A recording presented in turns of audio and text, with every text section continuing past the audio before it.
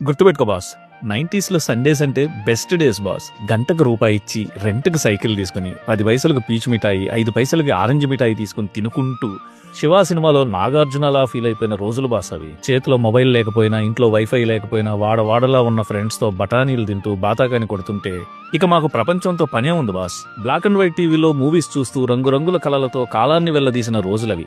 అవి simple days కాదు boss, సింప్లిసిటీకి symbolic days. అవి బ్లాక్ అండ్ వైట్ డేస్ కాదు బాస్, అవి మన హృదయాలని రంగులతో నింపిన గోల్డెన్ డేస్. అవి అల్యూమినియం బాక్సుల్లో బుక్స్ చెదరకుండా మోసుకెళ్లిన రోజులు, చొక్కాలకు ఇంకు పూసుకున్న రోజులు, సైకిల్కు పంచర్లు వేసుకుని తూనీగ తోకలకు దారాలు కట్టుకుని మరిచెన్నారెడ్డి గారి హయాంలో శనివారం సెలవులను తృప్తిగా ఎంజాయ్ చేసిన బెస్ట్ బ్యాచ్ బాస్.